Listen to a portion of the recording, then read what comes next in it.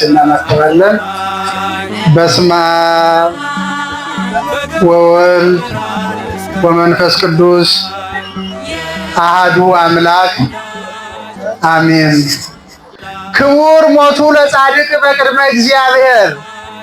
የጻድቅ ሞት በእግዚአብሔር ፊት የከበረ ነው። መዝሙረ ዳዊት መዝሙር 116 ከቁጥር 15 ላይ የምናገኘው ኃይለ ቃል ነው። እንግዲህ ልበ አምላክ ዳዊት እንደ ልቤ ብሎ የመሰከረለት ስለሆነ ልበ አምላክ ዳዊት ይባላል። ልበ አምላክ ዳዊት ክቡር ሞቱ ለጻድቅ በቅድመ እግዚአብሔር፣ የጻድቅ ሰው ሞቱ በእግዚአብሔር ፊት የከበረ ነው የሚለው። ይህንን የዳዊትን መዝሙር መነሻ አድርገን ስለ ጻድቃን ኑሮና ስለ ጻድቃን ህልፈት ከዚህ ዓለም መለየት በጥቂቱም ቢሆን እንነጋገራለን። እግዚአብሔር ሁላችንንም ይርዳን። ምክንያቱም ተናጋሪው ብቻ ሳይሆን ሰሚውም እግዚአብሔር ሊረዳው ይገባል። እግዚአብሔር ካልረዳን የእግዚአብሔርን ቃል ተመስጠን አንሰማም። እግዚአብሔር ካላገዘን፣ እግዚአብሔር ልባችንን ካልቀሰቀሰ አትክልት ሲኮተኮት እንደሚያድግ ሁሉ የሰው ልጅም በእግዚአብሔር ቃል ተኮትኩቶ በእግዚአብሔር ቃል ታርሞ በእግዚአብሔር ቃል ተከርክሞና ተስተካክሎ ልቡን ሲሰጥ ነው ለእግዚአብሔር ምርኮኛ ሊሆን የሚችለው። አለበለዚያ ድካማችን ሁሉ ምድራዊ ወይም ጊዜያዊ ሆኖ ነው የሚቀረው። ከብዙ ቦታዎች ተነስተን እዚህ ቦታ የመጣ ነው በረከት ሽተን ነው። የጻድቁን በረከት ለመካፈል ነው። የታመምን ሰዎች ተጠምቀን ለመዳን ነው። በረከት ሽተን ለቤታችን፣ ለኑሯችን፣ ለልጆቻችን፣ ለራሳችን፣ ለሀገራችን፣ ለምድራችን፣ ለቤተ ክርስቲያናችን በረከት ሽተን ጻድቁን ልንለምን አማሉን ልንል የመጣ ነው። ወደዚህ ቦታ ዝም ብለን ያለ ዋጋ አልመጣንም። ወደዚህ ቦታ የመጣ ነው ዝም ብለን ስራ ፈቶች ስለሆነ አይደለም። እናንተም ስራ ፈቶች ስለሆናችሁ አይደላችሁ። ዋጋ ከፍላችሁ ነው የመጣችሁ። ስራችሁን ትታችሁ ነው የመጣችሁ። የሚበልጥ ነገር እዚህ ስላለ፣ የተሻለ ነገር እዚህ ስላለ፣ የምናተርፍበት ነገር እዚህ ስላለ ትተን መጠን ነው እዚህ ቦታ የተገኘ ነው። ለዚህ ነው ድንጋይ ላይ ተቀምጣችሁ ረጅም ጊዜ ስንሰብካችሁ ጆሮአችሁን ሰጣችሁ፣ ልባችሁን ከፍታችሁ፣ ህሊናችሁን ለእግዚአብሔር ሰጣችሁ የምትማሩት ለዚህ ነው እንጂ በየቤታችሁ የተመቻቸ ኑሮ እንዳለ የተመቻቸ ወንበር እንዳለ እናውቃለን። ሁላችንም ይገባናል። ስለሆነም ዛሬ የምንመማርበት የትምህርታችን ርዕስ ክቡር ሞቱ ለጻድቅ በቅድመ እግዚአብሔር፣ በእግዚአብሔር ፊት የጻድቅ ሞት የከበረ ገናና ነው ማለት ነው። ዛሬ ታላቁ አባታችን አቡነ ገብረ መንፈስ ቅዱስ የሞቱበት ወይም ደግሞ ከዚህ ዓለም ወደማያልፈው ዓለም የተሸጋገሩበት ከዚህ ከደካማው ዓለም ወደዚያ የእግዚአብሔር በረከት ወደማይጠፋበት ዓለም የሄዱበት እግዚአብሔር አምላክ ወደሚገኝበት ቅዱሳኑ ወደሚገኙበት እና አብርሃም እና ይስሐቅ ደጋግ አባቶች ወደሚገኙበት ዓለም የተሸጋገሩበት ስለሆነ ክቡር ሞቱ ለጻድቅ በቅድመ እግዚአብሔር፣ የጻድቅ ሞት በእግዚአብሔር ፊት የከበረ ነው በማለት ልበ አምላክ ዳዊት ስለ ቅዱሳን ተናግሯል። ቅዱሳን እግዚአብሔር በልዩ ልዩ ስጦታ ከፍ ከፍ ያደረጋቸው ቅዱሳን እግዚአብሔር ብዙ በረከት የሰጣቸው በምድር ላይ ሲኖሩ ሕሙማንን እየፈወሱ ለምጻምን እያነጹ ችግረኞችን ሁሉ እየረዱ የታረዙትን እያለበሱ መጻተኞችንና ባይተዋሪ የሆኑትን ደግሞ እያጽናኑ እያበረታቱ ህልውናቸውን ከእግዚአብሔር ጋር ያደረጉ በጾምና በጸሎት ተወስነው በዚህ ምድር ላይ እየኖሩ የሥጋ ዘመዶቻቸውን የሀብት ምኞታቸውን እንዲሁም የስልጣን ፍላጎታቸውን በዚህ ምድር ላይ የመክበርና የመበልጸግ ስሜታቸውንና ፍላጎታቸውን ድብን አድርገው ዘግተው ከእግዚአብሔር ጋር የኖሩት ጻድቃን ይባላሉ። ለዚህ ነው ጻድቁ አባታችን አቡነ ገብረ መንፈስ ቅዱስ እግዚአብሔር ወዳሳያቸው ምድር ወደ ምድረ ኢትዮጵያ ከሀገረ ግብፅ ከግብፅ ምድር ከግብፅ ሀገር ተነስተው በምድረ ኢትዮጵያ የኖሩት እግዚአብሔር ወደ ኢትዮጵያ ምድር ሂድ፣ በዚያም ወንጌልን አስተምር፣ በዚያም እኔን የሚሹ የሚፈልጉ ብዙ ሰዎች ስላሉ እነሱን አስተምር ተብሎ በእግዚአብሔር ተነግሯቸው ወደ ምድረ ኢትዮጵያ የመጡት በእግዚአብሔር ትእዛዝ መሰረት ነው።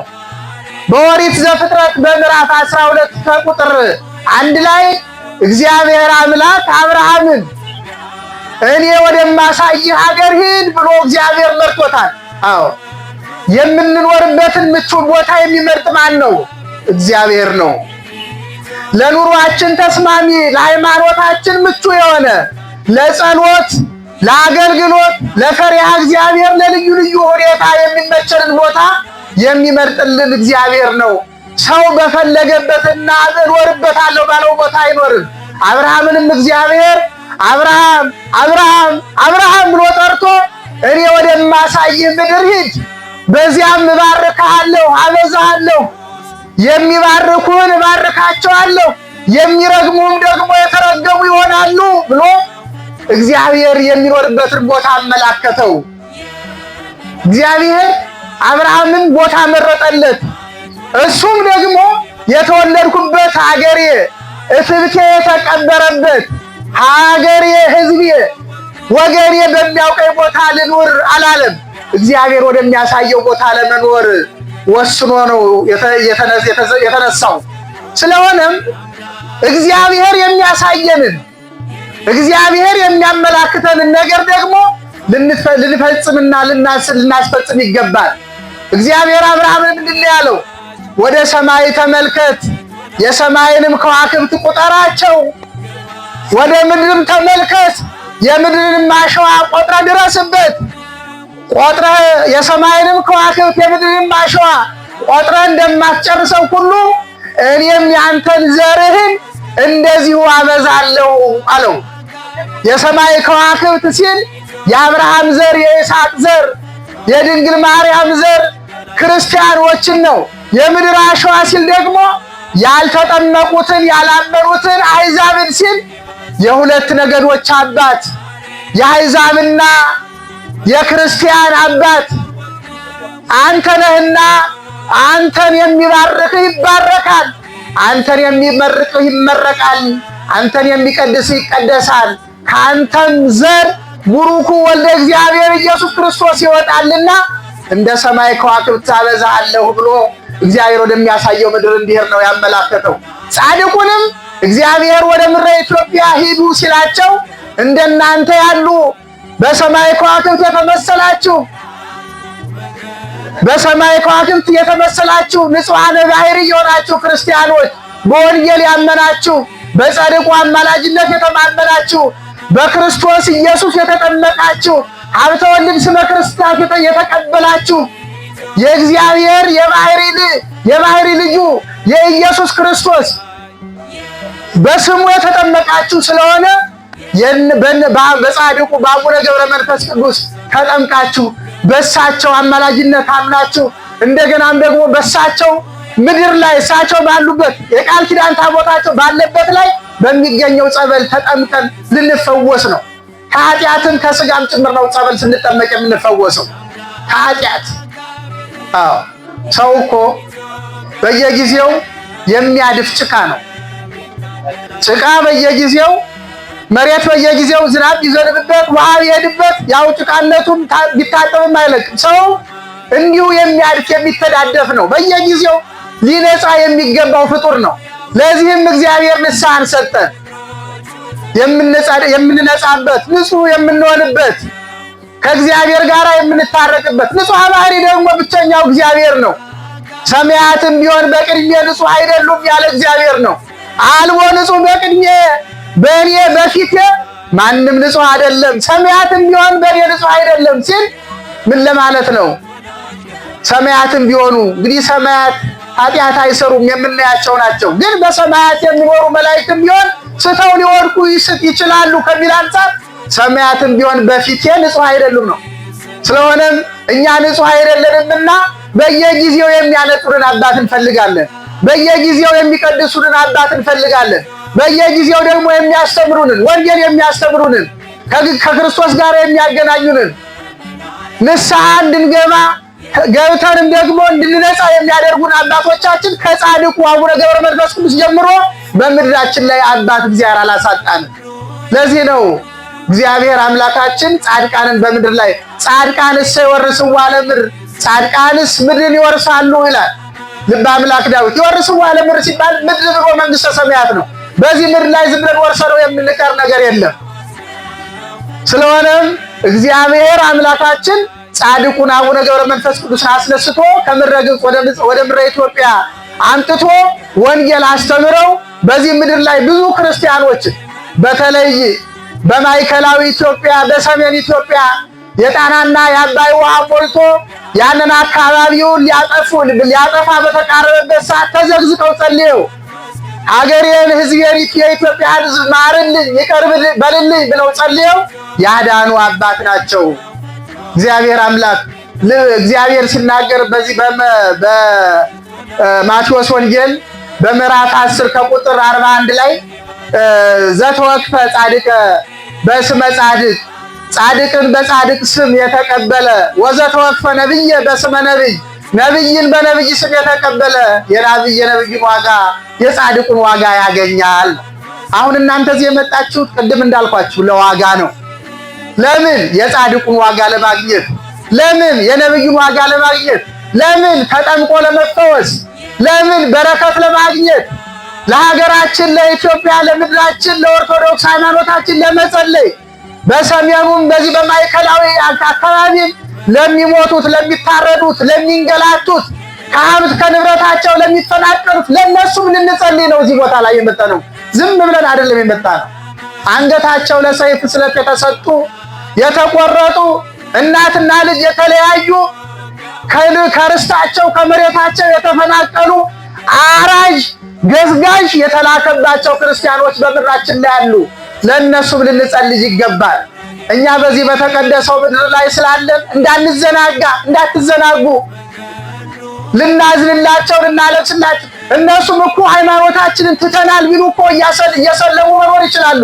ነገር ግን ላለመስለም ኢየሱስ ክርስቶስን አውቆ ከኢየሱስ ክርስቶስ እቅፍ ላለመውጣት ነፍሴ ትጻ ምስለ ኢሎፍላውያን እንዳለው ሶምሶን ከክርስቶስ ጋር ነፍሴ ትውጣ። ከክርስቶስ ጋር መኑ ያድገነ ፍቅሮ ለክርስቶስ ማነው ከክርስቶስ ፍቅር የሚለየኝ እንዳለው ሐዋርያው ቅዱስ ጳውሎስ ከክርስቶስ ፍቅር ረሃብ ነው፣ ሰይፍ ነው፣ ጥም ነው፣ ስደት ነው፣ ችግር ነው፣ መፈናቀል ነው፣ ምንም አይደለም። ይሄ ሁሉ እኔን አያፈናቅለኝም በማለት እየታረዱ ያሉበት ዘመን ነው። በጦርነት እያለቁ ያሉበት ዘመን ነው። በሰይፍ ስለት እየተቆረጡ ያሉበት ዘመን ነው። እንዳትዘናጉ ነው የምንነግራችሁ። እንዳትዘናጉ። ጸሎት ኃይል አለው።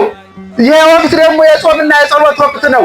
ከጻድቁ ከአባታችን ከአቡነ ገብረ መንፈስ ቅዱስ ጋር የጾምና ጸሎት ዝምድና አለው። አይለያዩም። ጻድቃን ከጾምና ከጸሎት ጻድቃን ጾምና ጸሎት አይለያቸውም። አዎ በጾም ወበጸሎት ይሰረይ ኃጢአት ጻድቃን ውሉደ ብርሃን ይሏቸዋል። በጾምና በጸሎት ኃጢአት ይሰረያል። ጻድቃን ከጾምና ከጸሎት አይለዩም። ስለሆነም እኔና እናንተም ደግሞ ቅዱሳንን ልንመስል ነው። እኛ የቅዱሳንን ታሪክ የምንተርክላችሁ ቅዱሳንን ሕይወታችን ቅዱሳንን እንዲመስል ነው እንጂ ቅዱሳን እንድናመልክ አይደለም። አምልኮ ለእግዚአብሔር ነው። ቅዱሳንን የምንወዳቸው በጸሎታቸው፣ ጾማቸው፣ አማላጅነታቸው፣ በረከታቸው እግዚአብሔር ቃል ኪዳን የሰጣቸው ከነሱ ጋር ለዘላለም ስለሚኖር ስለምናምን ነው። እኔ እስከ ዓለም ፍጻሜ ድረስ ከእናንተ ጋር ነኝ ያለ እግዚአብሔር በማቴዎስ ወንጌል በምዕራፍ 28 ከቁጥር 20 ላይ እስከ ዓለም ፍጻሜ ድረስ ከእናንተ ጋር ነኝ ሲል ዓለም ካለፈ በኋላ ከነሱ ይለያል ማለት አይደለም።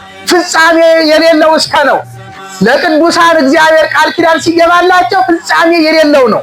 እኔ እስከ ዓለም ፍጻሜ ድረስ ከእናንተ ጋር ነኝ ሲል ልመናቸው ይሰማል፣ ጸሎታቸው ይሰማል፣ አማላጅነታቸው ይሰማል፣ አዳኝነታቸው ተራዳይነታቸው ይሰማል እንጂ አምላክን ወክለው አምላክ ናቸው ብለን አይደለም የምናመልካቸው የምንማጸናቸው። ልንለይ ይገባል። ዛሬ አሳሳቾች፣ የሰይጣን መልእክተኞች፣ መናፍቃን እመቤታችንን፣ ቅዱሳን መላእክትን፣ ጻድቃን ሰማዕታትን አማልክት ብለን የአምላክን ቦታ ሰጥተን እነሱ ናቸው አማልክቶቻችን ወይም አምላኮቻችን ብለን የአምላክንና የቅዱሳንን የጻድቃንንና የሰማዕታትን የፈጣሪንና የፍጡራንን የገዥና የተገዥን የፈጣሪና የፍጡራንን ደረጃ የማንለካ የማናውቅ የሚመስላቸው ዝንጎች በዚህ ምድር ላይ እነሱ እኛን ይወቅሳሉ። ለነሱ ደግሞ ፓስተር ደግሞ ሲንበረከኩ ታዩዋቸዋላችሁ፣ ሲወድቁ ታዩዋቸዋላችሁ። በጣም መሳቂያዎች ናቸው።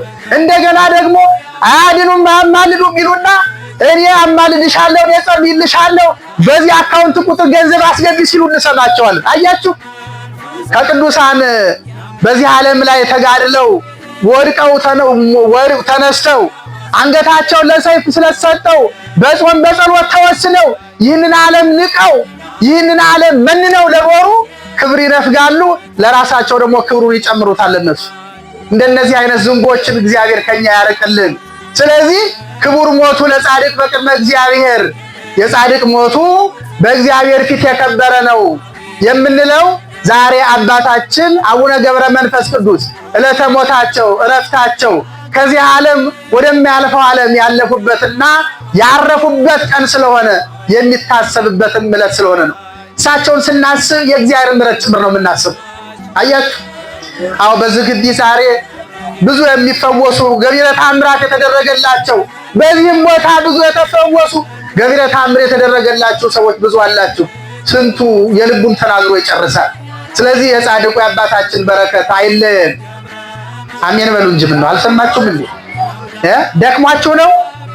የጻድቁ የአባታችን የአቡነ ገብረ መንፈስ ቅዱስ በረከትና ረድኤት አይለየን። ሀገራችን ኢትዮጵያን ሰላም ያርግልን። በሩቅ የምናየውን መከራ፣ ፈተና፣ ስደት፣ ችግር ሁሉ ወዳለንበት ምድር ያምጣብን። በሩቅ ያሉት ወገኖቻችንም እግዚአብሔር ሰላሙን፣ ፍቅሩን፣ አንድነቱን ይዘዝላቸው። በነፃነት እግዚአብሔርን የሚያመልኩበት በነፃነት ከእግዚአብሔር ጋር የሚገናኙበት ምድር ያርግላቸው። የሞቱትንም እግዚአብሔር በአብርሃም በይስሐቅ በያዕቆብ እቅፍ ያሳርፋቸው። እኛንም ደግሞ የመጣንበትን በረከት እግዚአብሔር ለቤታችን፣ ለልጆቻችን፣ ለልጅ ልጆቻችን እንዲተርፍ ያድርግልን። እግዚአብሔር ጉልበታችሁን ይባርከው። የምትሰጡ እግዚአብሔር ኪሳችሁን፣ ጓዳችሁን በረከትና ረድኤት አይለየው። እግዚአብሔር ከክፉ ነገር ሁሉ ይሰውረን። አነሳስቶ ላስጀመረን አስጀምሮ ላስፈጸመን ለአምላካችን ክብርና ምስጋና ይሁን። ወስብሐት ለእግዚአብሔር።